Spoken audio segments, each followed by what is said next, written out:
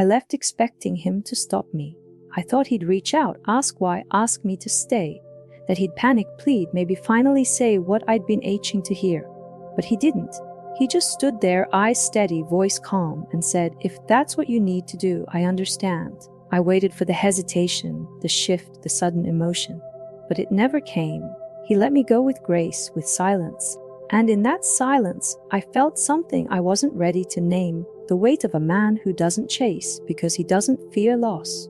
The door closed behind me with no drama, no final argument, no last attempt to rewrite the ending. It rattled me more than I admitted. I walked away not just from him, but from a mirror I wasn't ready to face. A mirror that showed me what it looks like when someone refuses to be pulled into your storm. I told myself he didn't care, that he was too cold, too stoic, too emotionally shut off. But deep down, I already knew he cared. He just wasn't willing to lose himself to prove it. For weeks after, I replayed the last moment, not what he said, but what he didn't. The silence haunted me. I wondered if he'd reach out, if he'd regret not stopping me. But he didn't call, he didn't text, he didn't beg. And that absence burned louder than any voicemail ever could. It forced me to sit with a truth I didn't want to accept. Maybe he wasn't broken by my leaving. Maybe he had built something stronger than attachment, self-respect. And it unsettled me. Because I had none of that myself, I tried to replace him, to find someone who would make me feel needed, wanted, chased. And I did, briefly. Men who said all the right things, who flooded me with attention, who panicked when I pulled away. And for a moment, it worked. I felt powerful again. But beneath that power was something hollow, because all that noise didn't feel like love, it felt like reaction. And I couldn't stop comparing it to the quiet strength of the man who let me walk without flinching. Eventually, the noise wore off, the attention faded, and I was left facing the truth. I didn't leave because he didn't care. I left because he didn't abandon himself for me, and I wasn't used to that. I mistook his stillness for absence, his restraint for apathy, but now I see he was the only one who didn't try to manipulate me with emotion. He gave me the freedom to leave, not because he didn't love me, but because he loved himself enough not to hold on to someone who wasn't ready. After him, I dated men who did all the things he never did. They texted first. They double called. They said what I thought I wanted to hear. "Don't go, I need you. I can't lose you." And at first, it was flattering. Their desperation felt like devotion. Their clinginess read like passion. But over time, it started to exhaust me. They weren't grounded, they were dependent. Their love wasn't stable, it was anxious. And with every panic text they sent, I missed his calm more. I missed his center. I missed not being the center of someone else's balance. I remember one man who cried when I tried to pull away, not because he was vulnerable, but because he didn't know how to be alone. His fear wasn't about losing me. It was about losing what I gave him: attention, validation, and suddenly I saw how rare that quiet strength had been. The way he let me leave, not because he didn't care, but because he refused to trap me. These new men gripped so tightly, it felt like suffocation. And I realized something: real love doesn't cling. It doesn't beg. It doesn't bribe. In their affection, I felt a kind of chaos, a constant undercurrent of insecurity. Every compliment felt like a contract. Every "I miss you" felt like a leash. I began to resent how quickly they unraveled when things got hard.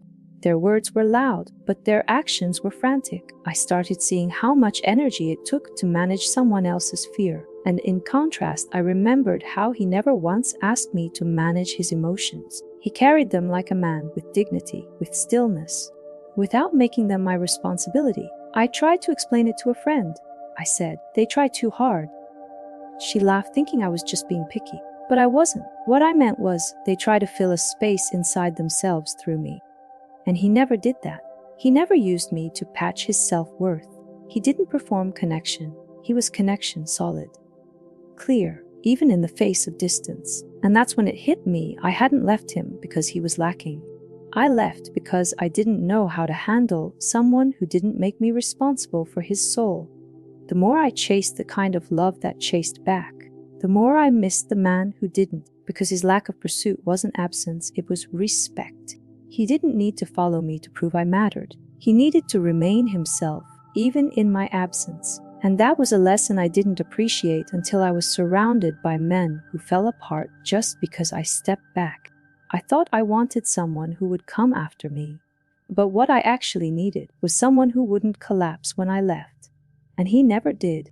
There's a specific kind of silence that only comes from strength, the kind that doesn't chase, doesn't collapse, doesn't make noise just to fill the space. That was him. In the weeks after I left, I expected at least one late-night message, some admission of regret, some confession wrapped in longing. But there was none, just silence. And at first, it felt like rejection. But the longer it lasted, the more I realized it wasn't about me. It was about his relationship with himself. He didn't reach because he didn't beg. He didn't beg because he didn't lose his center. I used to think love had to prove itself loudly. That if someone wasn't showing up at my door or calling in the rain, it wasn't real. But he redefined that for me. He didn't run after me because he respected my decision. He didn't fight me for closure because he didn't need drama to feel complete. And that unnerved me, because I had never been with someone who didn't let their emotions dictate their dignity. His silence wasn't cold, it was powerful. And now I see it wasn't the absence of love, it was the presence of self-respect. One night, I sat alone and reread old messages. They weren't romantic poems or emotional declarations. They were simple, intentional. Let me know you got home safe. Take your time today. I'm here if you need me. No overpromising, no overreaching. Just a man doing what he said, saying only what he meant. And I realized he had always spoken through action. His silence after I left wasn't a withdrawal of care. It was a continuation of the same language, honoring my space even when it hurt. In his silence, I began hearing everything I had missed. All the small ways he'd showed up without asking for praise. All the things he didn't say because he was busy doing them. I realized I had been louder in relationships where nothing was real, and quiet in the one place where everything was.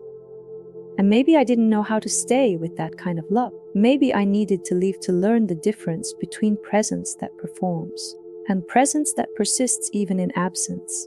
That's when it hit me his silence didn't echo with bitterness or pride, it echoed with peace. He wasn't playing a game. He wasn't waiting for me to come crawling back. He was simply continuing to live, centered and whole. And the longer I sat with that, the clearer it became. What I mistook for emotional detachment was emotional strength. He didn't reach because he didn't need to. And the more I thought about it, the more I realized that kind of man doesn't disappear. He simply waits for you to be ready to see him clearly. The truth is, I thought leaving would give me the upper hand. I thought it would shake him, force him to reveal some hidden desperation. But when he didn't react, when he didn't chase, something cracked, not in him, but in me. I was faced with my own unsteadiness, my need to be needed, my belief that love must prove itself through pursuit. I realized I had always mistaken emotional chaos for emotional depth. And in his stillness, I finally saw my own unrest, not because he exposed it, but because he refused to mirror it. Being with him had always made me feel like I had to rise, not perform, not impress, just rise to meet his calm with my own. But after I left, surrounded by louder men and louder promises, I found myself sinking. Not because they were bad, but because I had become addicted to their attention and exhausted by their instability. And in contrast, his quiet way of loving, so solid, so secure, kept echoing back to me. I started to miss the peace I used to resist, the way he held his ground without holding me back. I started to ask myself hard questions. Why did I leave a man who never lied to me, never disrespected me, never tried to control me? The answer was uncomfortable, because he didn't validate my drama. He didn't play the emotional games I had mastered. He didn't lose himself to make me feel found. And I didn't know how to receive love that didn't need me to fix or test it. I wasn't ready for a love that stood still while I ran. But now that I'd run and found nothing but noise, I was finally ready to walk back. There was a night I sat in bed with someone else, someone kind, generous, expressive, and yet I felt completely alone. Not because he lacked anything obvious, but because I didn't feel held, not in the way I had when sitting silently next to the man who never made me question if I was safe. That's when I realized steadiness isn't something you can fake. It's something you are. And no matter how sweet the words, if the center isn't grounded, everything eventually tilts. And I had tilted enough. By then, I had stopped blaming him for letting me leave. I saw it for what it was, a man honoring my freedom without abandoning his. He hadn't been passive. He'd been powerful in the way most people overlook. He didn't beg because he trusted that real love doesn't require pursuit, it requires presence. And when I finally stopped running, when the chaos quieted down, what I remembered most wasn't what he said. It was what he didn't. He never fought me, but he never moved. And that unmoving center becoming back wasn't a grand gesture. There was no cinematic moment, no rain, no apology speech. Just a quiet knock on a door I wasn't sure would open. I didn't know what to expect. A closed heart, a bitter stare, or worse, indifference. But when he answered, he didn't flinch, he didn't smirk, he didn't make me pay. He just looked at me like he always had, and steady, present, unmoved. It wasn't forgiveness he offered. It was clarity. He hadn't been waiting for me. But he hadn't resented me either. I tried to explain, to justify the space between us. But he didn't need the details. He just listened quietly, fully. And when I finally stopped speaking, he said something I'll never forget. I'm not here to reopen anything. I'm just here to stand the way I always have. That moment broke something in me and mended something too. He wasn't offering a second chance out of loneliness or longing. He was offering it because he hadn't moved out of fear. His boundaries never became walls. That's the difference. There was no rush to resume what we once had, no race back to intimacy. He didn't treat me like a fragile returning guest. He didn't open his arms immediately, but he didn't close the door either. He simply allowed me to be there, on my own terms, in my own discomfort, facing the weight of my own choices. And in that space, I saw the rarest kind of love, one that doesn't punish you for leaving, but also doesn't need you to come back. He had already made peace with both outcomes. Being back with him felt different this time. Not because he had changed, but because I had. I was no longer looking for him to react, to chase, to soothe the parts of me that still wanted drama. I was just watching how he moved the same way he always did, thoughtfully, intentionally, unshaken by my absence. He didn't throw his stability at me like a prize. He just lived it. And being near that again, after so much noise and chaos, felt like standing in clean air after drowning in perfume. One night, sitting beside him in silence, I realized why I had truly come back. It wasn't about nostalgia. It wasn't even about love in the romantic sense. It was about gravity. The kind of gravity that pulls you not because it wants you, but because it doesn't need to. He hadn't changed to win me back. He had remained who he was. And in doing so, he reminded me who I wanted to be. The kind of woman who doesn't need to be chased. The kind of woman who can finally recognize what doesn't move. Because it never had to. There's a difference between someone waiting for your return and someone simply leaving the door unlocked. He wasn't waiting. His life had gone on. His routine was intact, his peace undisturbed. But somehow there was still space for me, not in his schedule, not in his plans, but in his presence. He didn't adjust himself to accommodate me. He didn't bend or compromise his boundaries. And yet, I never once felt like an intruder. That kind of balance between openness and self-respect is something I had never encountered before. He didn't ask me what I'd been doing, who I'd seen, or why I stayed away. He didn't interrogate the past or demand details to make sense of the silence. Instead, he paid attention to what was in front of him, me, as I was now, and that stunned me. Because most people want stories, closure, proof of suffering before they offer kindness again. But not him. He wasn't concerned with whether I had learned my lesson. He was concerned only with whether I was being real now, and that was enough. His strength wasn't in forgiveness, it was in non-attachment. He had never made me his source of peace. So when I left, nothing shattered, and when I returned, nothing needed to be rebuilt.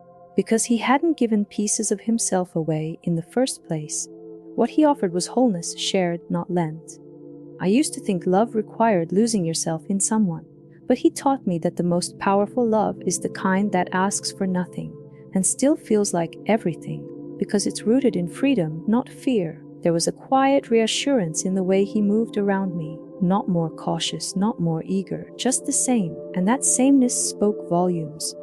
It told me he hadn't performed strength to look unbothered. He was unbothered, not because he didn't care, but because he had never outsourced his identity to this relationship. That level of self-possession made me feel safe.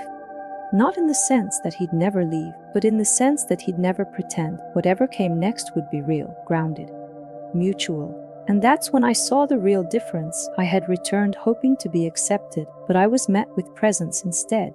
Not forgiveness coated in resentment, not passive aggression dressed as love, just presence, clean, firm, calm. He wasn't trying to impress me, prove anything, or make me pay for leaving. He was just living as he always had, and he made room for me without shrinking himself. That was more than I deserved, but maybe exactly what I was finally ready for. For the first time in a long time, I didn't feel like I had to perform. I didn't need to win him back with apologies or make myself small to re-earn a place in his life. He wasn't measuring my return. He wasn't testing my sincerity. He just stood as he always did, calm, observant, grounded. And in that stillness, I found something I didn't know. I was missing a place where I could land without groveling, without guilt. Not because he'd forgotten what happened, but because he didn't need to hold it against me to protect himself. He didn't try to define what we were again. He didn't ask, "What are we doing?" or push for labels. Instead, he invited clarity through consistency, a steady hand on my lower back as we crossed the street, a short message, "Home safe," when I left. Not out of obligation, but out of presence. I kept waiting for a shift, for the tension, for the emotional price I'd have to pay for coming back. But it never came. He wasn't waiting to be reassured. He already knew who he was, and that made me want to know who I was too. We didn't dive back into the past. He didn't make me relive my leaving, and I didn't try to rewrite it. What mattered now was how we met each other in the present. And somehow, that felt more intimate than any apology. He didn't need closure because he'd never clung to unfinished stories. I was the one who had been attached to the idea of right timing, of unfinished business. But his steadiness made it clear there was no timing, only truth. And truth is always current, it doesn't need a script. There were moments when I wanted him to say something, anything, to acknowledge that I was back, to express relief, to confess he missed me, to give me some emotional landing pad. But he didn't. And strangely, that made me trust him more. He wasn't going to perform just to make me comfortable. He wasn't going to romanticize pain just to create meaning. He didn't need to be right about what happened. He just needed to be real, and that quiet honesty did more for me than any grand welcome ever could. He never held me tighter because I had once walked away. He didn't use fear to keep me close. What he offered instead was something more rare: stability without control. His love wasn't desperate, and it wasn't dependent. It was simply there, not waiting to be validated, not needing to be restored. And for the first time, I realized I didn't need to be rescued, I needed to be mirrored. And in his unwavering presence, I finally saw my own capacity to be still, to choose, not out of fear, but out of truth. Being around him again was like standing next to a mountain, unchanged, unmoved, unaffected by my wind. And in that stillness, all the noise inside me had nowhere to go. I couldn't distract him with emotional drama. I couldn't sway him with guilt or softness. He didn't resist me, but he didn't orbit me either. And that made me uncomfortable at first, because I had always used emotion to gain leverage. But with him, leverage didn't work, because he wasn't trying to win or avoid anything. He was simply solid. In his presence, I began to see how often I'd relied on intensity to feel alive in love. The fights, the reconciliations, the emotional highs. But he never gave me that. He gave me rhythm, not spikes. He gave me peace, not performance. And that peace was disorienting at first. I started to notice how addicted I had been to tension, how I equated emotional volatility with connection. But with him, there was no volatility, only alignment. And slowly, I started to understand, maybe love wasn't supposed to be a roller coaster. He had this way of being still without being distant, present without being invasive. I'd be quiet, thinking, and he wouldn't interrupt it with concern. He'd let the silence breathe. That used to scare me. I used to fill silence with talk just to feel seen. But he saw me even when I wasn't performing. And in that stillness, I began to meet parts of myself I had avoided. The insecure girl who needed attention to feel worthy. The anxious woman who needed reassurance to feel loved. He didn't fix her, but he didn't feed her either. His lack of reaction forced me to regulate myself. When I was frustrated, he didn't mirror it. When I was emotional, he didn't overcorrect. He let me feel, but he didn't collapse into it. And that forced me to ask, who am I when I'm not being mirrored? Who am I when no one reacts? It was unsettling at first to not be centered in someone else's emotional world. But it was also freeing. I wasn't being managed, I was being trusted. And for the first time, I began to trust myself too. That was the gift I never saw coming. I came back thinking I missed him, but what I really missed was how I felt near him, grounded, quiet, capable. He never tried to save me. He didn't hold my hand through every storm, but he stood close enough for me to remember I didn't have to be the storm. His strength wasn't in what he did for me. It was in what he refused to take from me, my responsibility, my clarity, my peace. And in that refusal, I started to build a version of myself I actually respected. There was something different in me now. I no longer needed him to choose me to feel whole. I wasn't measuring his commitment by how tightly he held on. I didn't need to be someone's answer. I just wanted to be in a space where no one was pretending. And that's what he offered. He never asked for a second chance. He never tried to resume where we left off. He just showed up fully present and let me decide if I was ready to stand beside him again.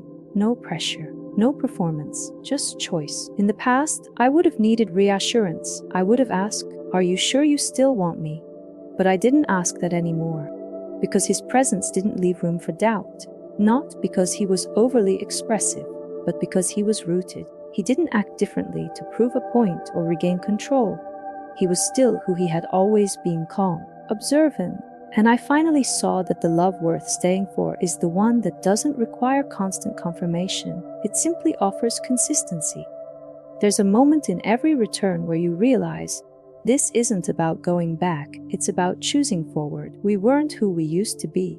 I didn't expect him to forget I left, and he didn't expect me to pretend I hadn't. We just met each other exactly where we were. I didn't need to be forgiven to feel accepted. He didn't need an apology to recognize the truth in my eyes. The version of me who needed to be chased was gone, and the version of him who never chased, still right there, unmoved. We took slow steps, not because we were afraid, but because we respected the weight of what silence had taught us. I stopped filling the quiet with questions. He stopped waiting for me to leave again. There was no fear between us now, just observation, just presence. It wasn't exciting in the way chaos had once been, but it was powerful in a way that chaos never could be, because it was intentional, grounded, mutual. And for the first time, staying didn't feel like settling. It felt like strength. I didn't come back to be saved. I came back to stand beside someone who never needed me to fall apart for him to feel useful. Someone who didn't equate devotion with rescue or love with sacrifice. I came back because I wanted to, not to fill a void. Not to fix what I broke, but to build something new. With a man who never promised me the world, but quietly lived in a way that made me want to share mine. Not out of fear, not out of guilt, but out of alignment, out of choice, out of peace. What struck me most wasn't his words. It was how unchanged he was. Not hardened, not guarded, just constant. He didn't become colder to protect himself. He didn't open wider to lure me back. He simply remained himself. That kind of strength is easy to miss in a world that rewards visibility. He wasn't performative. He didn't need others to witness his growth or his peace. He lived it quietly, privately. And that quiet strength, the kind that doesn't seek attention, is what made me trust him again. He never tried to rewrite our story. He never asked, "So what are we now?" or tried to label what was happening. Instead, he let the moment speak for itself. He never clung to a narrative where he was the one who took me back. His ego didn't need that title. His pride wasn't bruised by my return. It was untouched because he hadn't made my absence about him.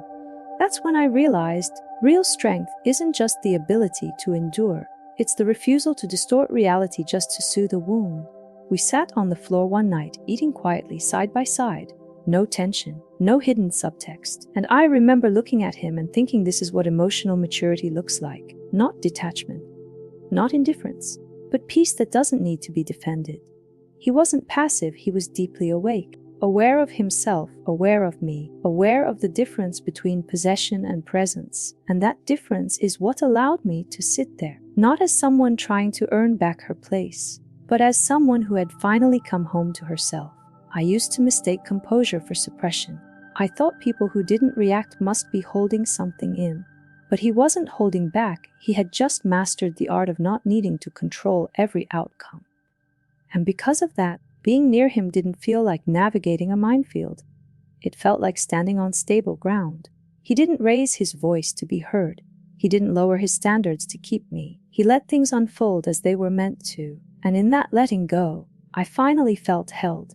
His strength wasn't loud. It didn't show up in speeches or emotional displays. It was in his restraint, in his patience, in the way he refused to let fear steer his actions. I had spent years around men who confused chaos with passion, who thought intensity meant love.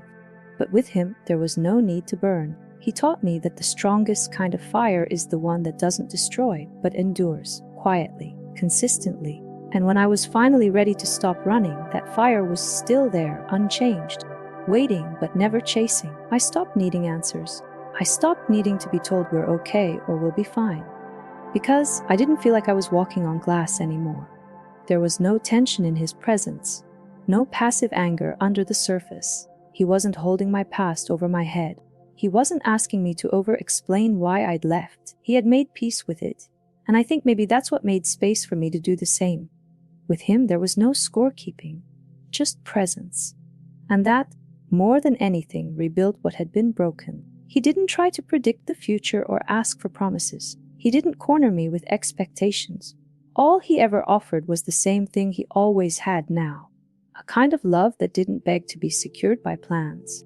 A love that existed in how he showed up, not how he mapped things out. And that challenged me, because I was used to using plans to cover up fear. With him, I had to face things moment by moment, without guarantees. It felt risky, and yet it felt more honest than any love I'd ever known. I started noticing how my body responded around him. There was no more tightness in my chest, no more bracing for the moment he'd bring up my leaving as leverage. He never did, not once. His strength wasn't just emotional, it was spiritual. He didn't carry wounds like weapons. He carried them like wisdom. And that kind of presence made me feel safe in a way that had nothing to do with permanence. It had everything to do with alignment. This wasn't a man trying to own me. This was a man willing to walk beside me. Sometimes I wanted to ask him why he didn't call after I left, just to hear the answer. But I didn't need to anymore, because I knew. He respected my choice even if it hurt. He wasn't interested in pulling someone back who wasn't ready to stay. That's how I knew it was real, because he let go, even when he didn't want to. And that's how I knew I was ready to return, because I came back not out of guilt, not out of fear, but because I finally understood what it meant to be held without being clutched. The man who didn't chase me, didn't crumble when I walked away, didn't need to win me back. He taught me more about love than anyone who ever begged me to stay. He showed me that love without control isn't weak, it's sacred. He didn't need to promise me anything. His presence was the promise, and every quiet act of consistency, every moment of non-judgment reminded me this is what strength looks like. Not resistance, not retreat, but stillness, the kind you can lean on when everything else is falling apart. I didn't come back to close a chapter. I came back because no other story had the same weight. No one else had offered love without possession, strength without dominance. He never made me feel like I owed him anything, not when I left and not when I returned. And that freedom, the freedom to leave and still be met with clarity, was the very thing that made me want to stay. Not because I had to, not because I was scared to lose him again, but because he had shown me that real love doesn't trap, it invites. There were no speeches when I returned. No "I told you so," no gloating, just the same man with the same calm. He hadn't put his life on pause waiting for me to realize his worth. He had gone on, steadily. And now that I was ready to see him, really see him, I saw a man who had never needed to be chosen to know his value. That's what made me want to choose him. Not because he needed it, but because I did. Because I finally understood the kind of love that doesn't crumble when you test it. It just waits in truth. What we had now wasn't a continuation, it was a new beginning. One built not on fear or apology, but on mutual recognition. I didn't need to relive what went wrong. He didn't need me to explain what had changed. We were both simply here, present, honest. I had grown, so had he. But what hadn't changed was his foundation. He was still unshaken, still unwavering, still quietly committed to living with integrity, whether I stood beside him or not. And that was the kind of man I could finally meet with my whole self. People talk about finding the one. I used to think that meant someone who would fight for me, chase me, break rules for me. But now, I think the one is someone who doesn't flinch when you walk away because they know who they are without you. Someone who doesn't grip but also doesn't vanish. Who doesn't make love about possession but about presence. And maybe you have to leave someone like that to understand the difference. Maybe you have to run away from peace to realize you were built for it. He never tried to convince me to stay. He never needed to. Because the man who didn't reach for me when I left was the same man I ran back to when no one else could hold the ground like he did. Not because he promised to, but because he always had. His stillness wasn't silence, it was strength. His absence wasn't punishment, it was proof. And in the end, I didn't return for comfort or nostalgia or redemption. I returned because he never stopped being who he was. And I finally became someone who could see it.